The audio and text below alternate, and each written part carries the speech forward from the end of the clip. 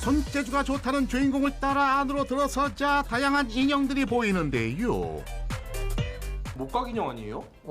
단순한 목각 인형이 아니라 이제 나무를 다 깎아서 줄을 연결해 갖고 만든 마리오네트라고 합니다. 관절 마디마디에 줄을 달아 사람이 위에서 조종하는 인형을 뜻하는 마리오네트. 그럼 원래 이 일을 하시는 분이세요? 아니요. 인터넷을 보고 독학으로 이렇게 만들었습니다. 독학으로 만들었다는 그의 인형들. 아니 어떻게 움직이는 거예요? 발은 요 위에서 이렇게 하면은 움직입니다. 다리 외에도 자유자재로 움직이는 팔과 입, 심지어 눈썹에도 줄을 달아 다양한 표정이 가능하다고. 인형마다 테마가 있어서 움직이는 그 동작들이 다 다릅니다. 한번 보여드리겠습니다. 기타 치는 할아버지인데요. 이제 기타 치는 손 동작을 위주로 해서 이렇게 만들었습니다. 기타를 치고 코드를 잡는 동작을 위해 두 개의 조종기를 만들었다는데 이번엔 친근한 외모의 할머니 인형. 사람처럼 자연스럽게 안경을 올린다?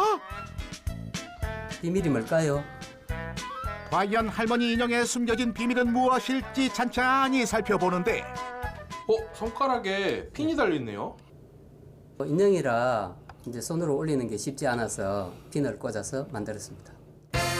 이외에도 실제 색소폰을 부는 것 같은 풍부한 표정의 인형까지 과연 어떻게 만드는 건지 궁금한데요. 첫 번째 작업은 나무 자르기. 그런데 도안도 그리지 않고 거침없이 나무를 자르기 시작한다? 특별히 도안 필요 없이 바로 자릅니다. 토막낸 나무로 신체 모형에 맞게 대략적인 형태를 잡아줍니다. 이제 조각칼로 하나하나 정성스럽게 나무를 깎아줍니다. 마치 피노키오 속 제페토 아저씨 같아요. 관절은 어떻게 연결하는 거예요? 뭐 찍찍이로도 사용하고요. 뭐 홈을 파서 이렇게 연결하는 방법도 있고 뭐 다양한 방법들이 있습니다.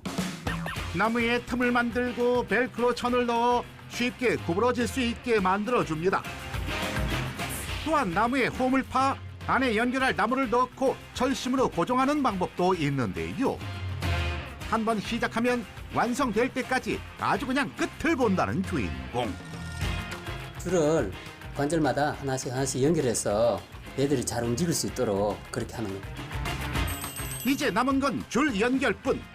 마리오네트의 자유로운 움직임을 표현할 조종기와 줄을 연결하는 게 핵심이라고. 다 됐다. 네, 다 됐습니다. 오랜 작업 끝에 탄생한 새로운 인형. 반갑습니다. 안녕하세요. 사람처럼 팔과 다리에 관절을 만들어 자연스럽고 부드러운 움직임이 가능한데요. 유레카!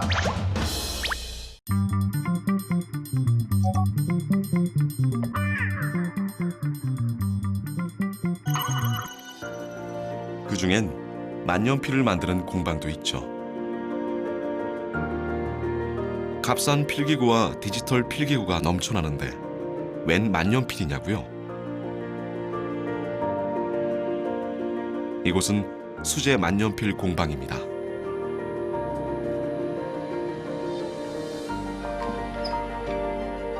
만년필은 물론 만년필을 포장하는 가죽 케이스까지 모두 이 청년들이 손으로 만들고 있습니다.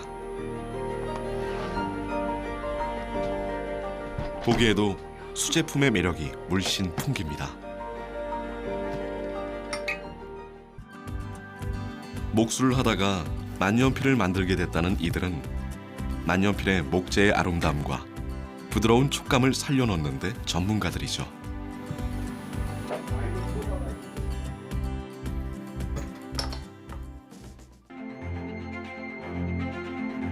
색깔도 무늬도 모두 다른 이 목재들처럼 이들이 만드는 만년필은 세상에 단 하나뿐인 나만의 만년필을 누군가에게 만들어주는 것입니다. 값싸고 품질도 좋은 물건들이 넘쳐나는 시대지만 수제품이 인기를 얻는 것은 바로 하나밖에 없는 물건이기 때문이죠. 하지만 단 하나의 제품을 만드는 작업은 그때마다 힘겨운 노동을 수반합니다.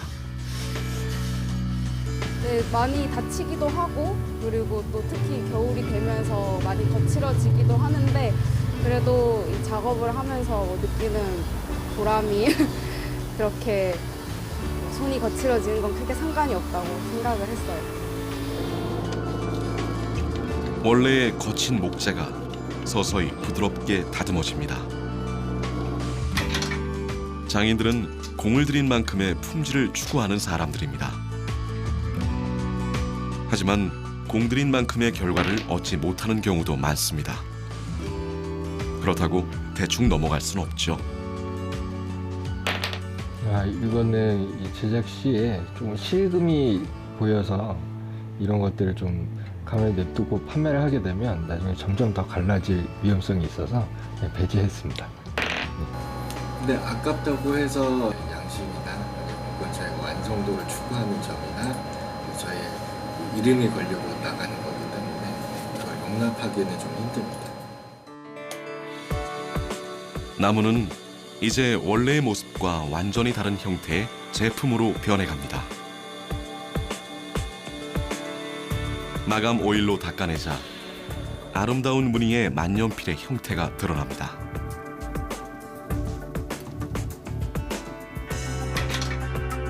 장인들이 행복해지는 시간입니다.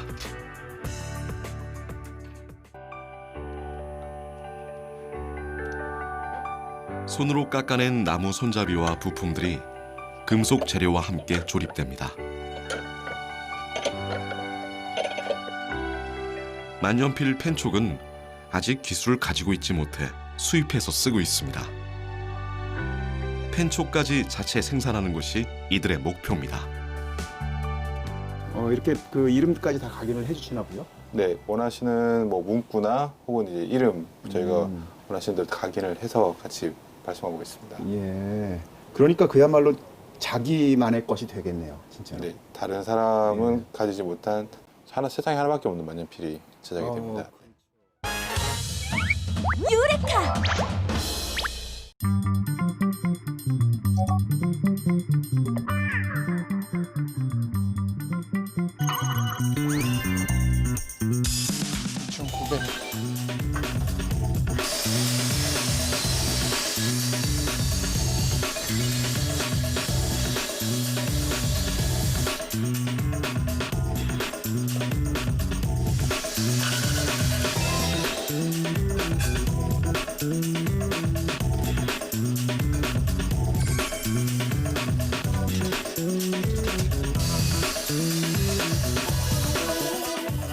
어머니 어디 가시지? 어머니! 아까 어머니 일로 나가시던데? 어머니 어디 가셨지? 여기다가 딱 끼우셔요. 그리고 돌아요. 됐어요.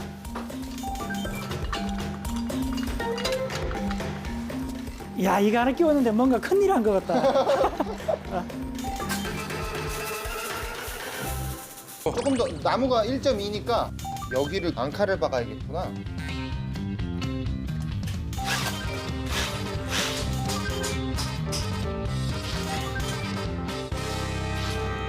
이런 거 다 처음 보시는 거예요? 완전 처음. 그래요? 선생님은요? 이걸 보기는 봤지? 이거를 어디서 봐? 이걸 볼 데가 없잖아, 이거를. 그렇긴 하긴 해. 요런 거 시켜도 되나요? 그렇죠. 그런 거는 할 수 있을 것 같아. 네. 제가 구멍 뚫어 놓으면 채워주세요. 오케이.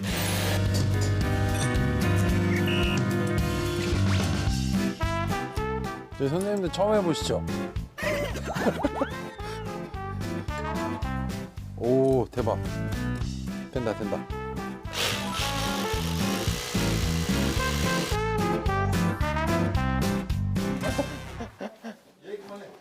이장님 오셨구나. 여기 이게 안 했어? 마킹을 할까요? 해야 정확하지. 그러면은 얼마씩이야? 2,900 나누기 4? 72.5. 오, 계산이 엄청 빠르시네. 저는 머리가 나빠가지고. 정확하게 이거 위치가 그러면 73. 73에 마킹. 아 이장님이 괜히 이장님이 아니네. 여기 네. 73마다 마킹 해주세요. 괜히 이장님이 아니죠. 73.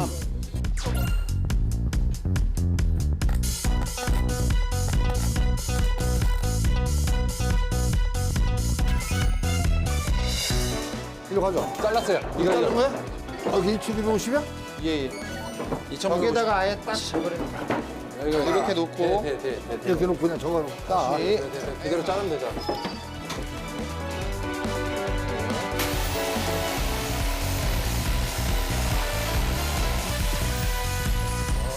오케이. 딱 맞는다. 여기 그냥. 자, 받겠습니다. 야, 뿌듯합니다. 우리 서로를 위해 박수. 이럴 수가 있어. 네? 고생 많이 했어. 이게 이제 무에서 유를 창조하는 말도 안 되는. 예?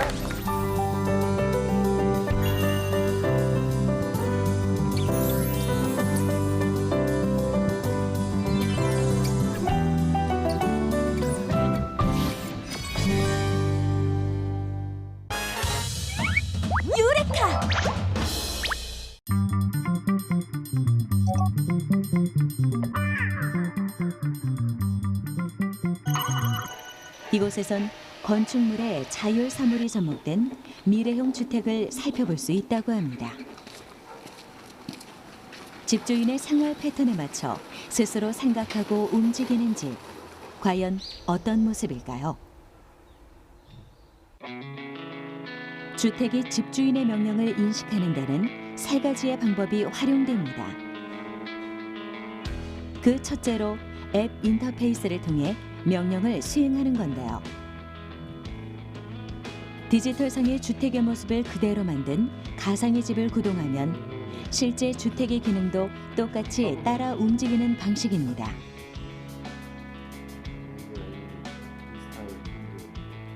실제와 가상을 연결해 상호작용하는 앱 인터페이스. 이러한 방식의 기술을 디지털 트윈이라고 합니다.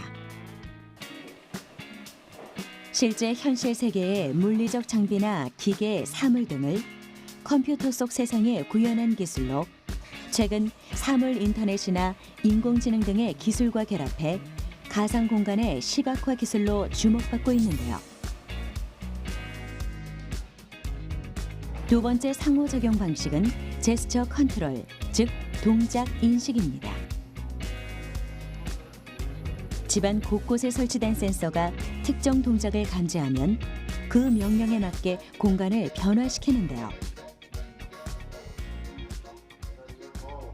마법 영화에 어떤 주문을 걸듯이 제 동작으로 이 집이 이 플로어가 올라오고 내려가고가 가능한 그런. 일일이 사물을 들고 움직이지 않아도 동작 한 번에 맞춤형 공간을 제공하는 집. 제스처 컨트롤은 센서가 동작을 이해하는 과정뿐만 아니라 명령에 맞게 스스로 변화하는 기능을 탑재함으로써 용도나 상황에 알맞게 공간을 활용할 수 있도록 해주죠. 네, 이 집은 일단 센서들 있죠. 센서들이 이제 감지를 합니다. 감지. 정보들을 수집하고 센서들이 여기저기 많이 있어요. 환경 정보를 보낸 센서도 있고, 그리고 제일 중요한 센서 중에 하나가 이제 3차원 뎁 센서가 있습니다. 이 뎁 센서에 의해서 이 공간에 사람이 어디에 위치하는지, 그리고 몇 명이 있는지, 그리고 어떤 자세를 취하는지까지 다 알 수 있습니다. 건축이란 일반적인 건축 재료를 가지고 실용적이고 아름다운 구조물을 짓는 것이라고 할 수 있는데요. 하지만 최근 자율 사물이 공간을 구성하는 시스템으로 활용되면서 새로운 건축 재료로 활용되고 있습니다. 사람의 위치에 따라 자동으로 불이 켜지고 대상의 표정이나 얼굴, 자세, 감정에 맞춰 집안의 분위기를 환기시키는 등 집과 환경, 그리고 사람이 소통하는 미래형 자율사물주택의 기술이 되고 있는 것이죠. 유레카!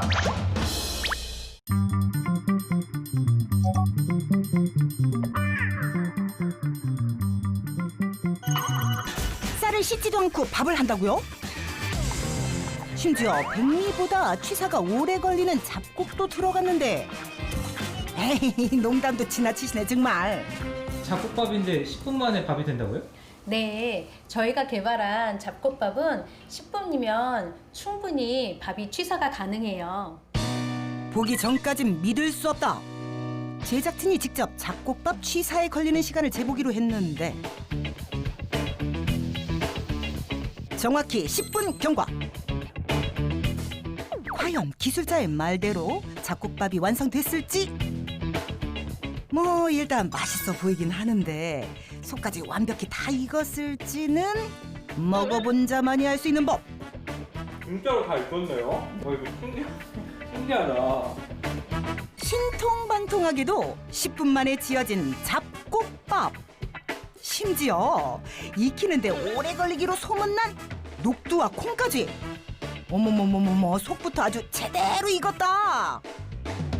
잡곡밥에 들어있는 서리태나 통녹두 같이 잘 익지 않는 것, 곡물도 10분 안에 먹을 수 있도록 잘 익혀주는 것이 저희가 갖고 있는 기술입니다.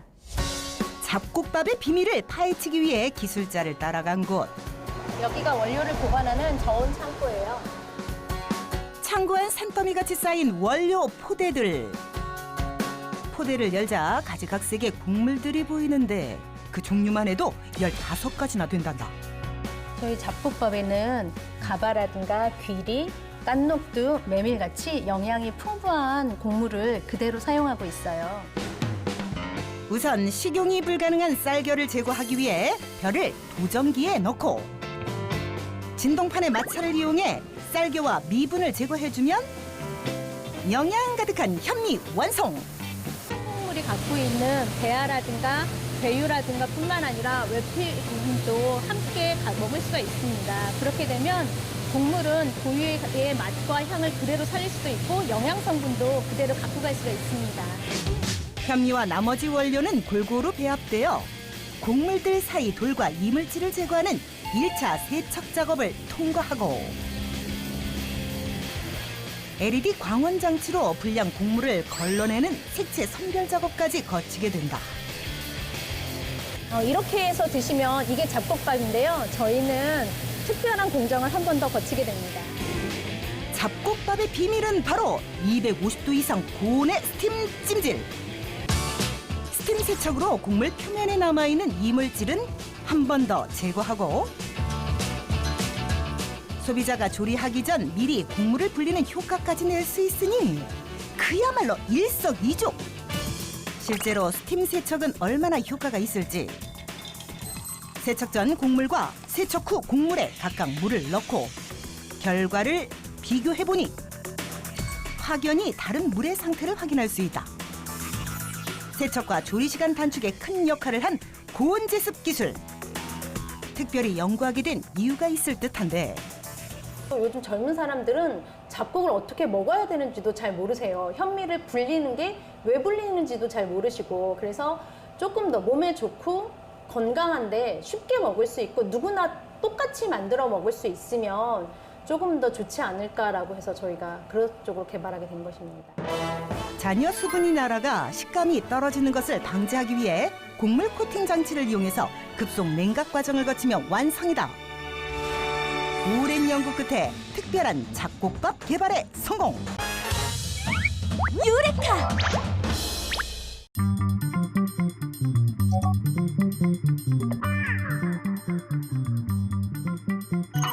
반려견 이름은 개명을 하면 안 되나요? 그래서 사실 확인을 위해 찾아간 곳 반려견 전문가 윤재하 소장을 만나봤습니다. 안녕하세요. 저희 강아지 이름을 좀 바꾸려고 하는데 갑자기 이름을 바꾸면 좀 아가가 헷갈릴 것 같기도 해서 강아지 이름을 바꿔도 되나요? 네, 그럼요. 바꿔도 됩니다.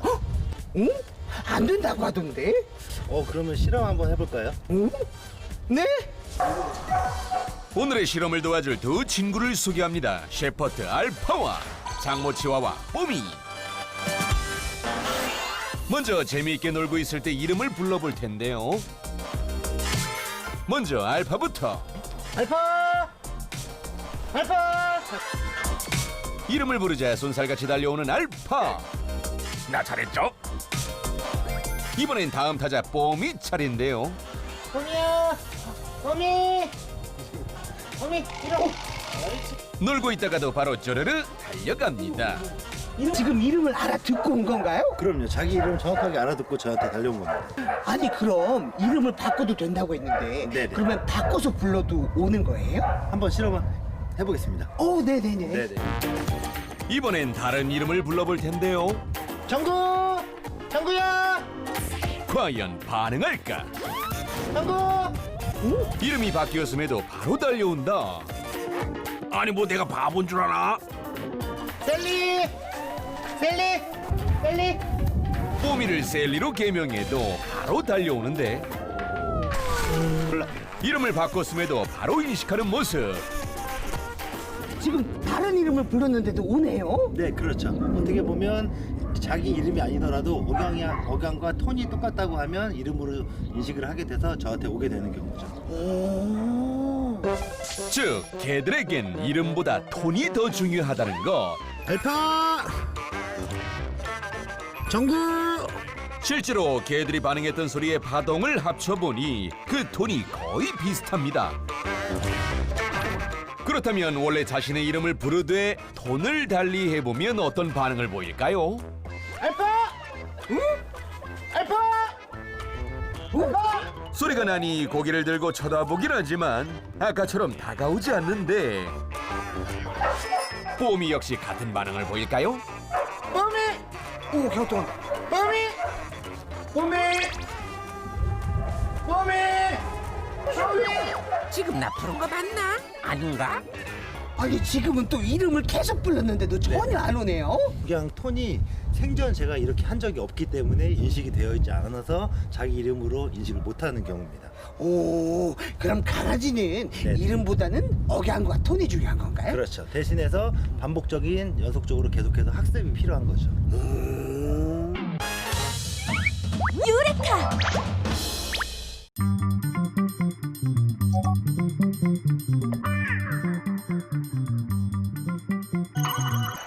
우리는 자동차를 타고 난방을 하며 이것으로 만든 전기를 이용합니다. 또 이것으로 만든 옷을 입고 이것으로 만든 그릇을 사용하기도 하죠. 이것은 찌꺼기까지 모두 쓸 수 있는 아주 귀한 자원입니다. 이렇게 일상에서 많이 사용하는 이것은 대체 무엇일까요? 그래요, 바로 석유입니다. 석유는 현재 인간이 사용하고 있는 에너지 자원들 중 가장 큰 비중을 차지합니다. 그런데 여러분, 여기에서 한 가지 의문점이 있어요. 석유를 처음 땅에서 뽑아낼 때는 액체의 원유 형태인데요. 우리가 일상 속에서 만나는 석유는 휘발유나 경유 등 다양한 종류를 띠고 있잖아요. 어떻게 석유는 이렇게나 다양한 형태로 우리의 일상에서 사용될 수 있는 것일까요? 석유는 아득히 먼 과거로부터 역청이라는 명칭으로 불리며 인류의 역사와 함께 그 명맥을 이어왔습니다. 활활 잘 타오르는 성질 때문이었을까요? 고대인들 중 몇몇 일부는 석유를 죽은 고래의 피 또는 유황이 농축된 이슬의 일종으로 보기도 했습니다. 재미있는 것은 기원전 2000년경에 존재했던 수메르의 주술사들은 석유에서 발생하는 가스를 이용해 미래를 점치기도 했다고 합니다. 또 아스팔트를 재료로 조각상을 만들었던 수메르인들에 있었다는 기록도 있습니다. 이렇듯 역사 초기에는 주술적으로 사용되던 석유를 인류는 매력적이고 효과적으로 이용하기 시작합니다. 1859년 미국의 기술자였던 에드윈 L. 드레이크에 의해 석유는 조명용 램프에 사용되게 되었고, 이어 몇몇 기술자에 의해서 석유 자체를 사용하는 것보다도 석유 속 특정한 성분을 모아놓은 형태인 등유를 이용하면 훨씬 좋은 등불을 만들 수 있다는 것을 깨닫게 되었죠. 등유의 발견은 곧 석유 정제 산업의 시작을 알렸는데요. 등유는 고대 연금술에서부터 출발한 액체를 분별하기 위해 탄생한 기술인 분별 증유로부터 추출되었습니다. 이 기술로부터 추출된 등유는 그 명칭 그대로 등을 밝히기 위한 기름이라는 의미를 지니고 있죠. 등유가 나타나기 전까지는 고래에서 추출한 고래 기름을 등으로서 사용했는데요. 분별 중류를 통해 등장한 등유가 세상에 본격적으로 등장하기 전까지는 말이죠. 유레카!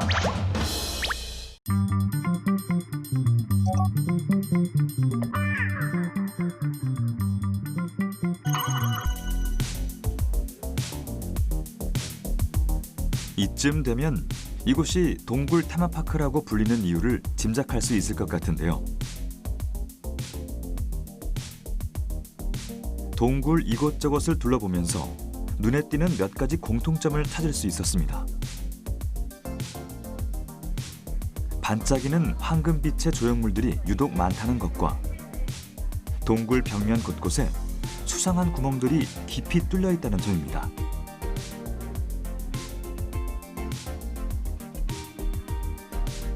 예상컨대 이 구멍들은 이곳이 광산이었다는 것으로 보아 광물을 캤던 흔적일 것 같은데요. 이러한 특징은 광명 동굴의 이면, 그 어두운 역사를 증명하는 요소입니다. 그리고 동굴에 깃든 이야기는 약 100년 전으로 거슬러 올라갑니다.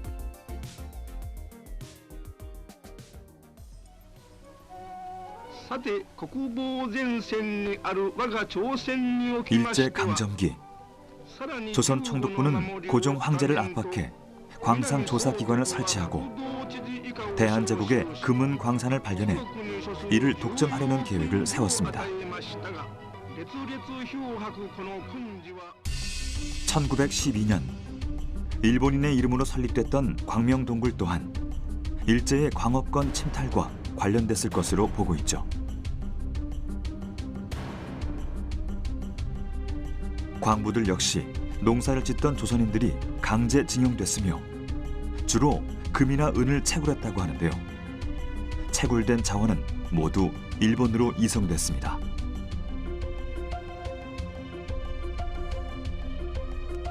(1955년부터) 폐광된 1972년까지 캐낸 황금의 무게가 약 50kg이라고 하니 채굴이 시작된 1912년부터 해방 때까지 수백 킬로그램의 황금이 채굴됐을 것으로 추정하고 있죠.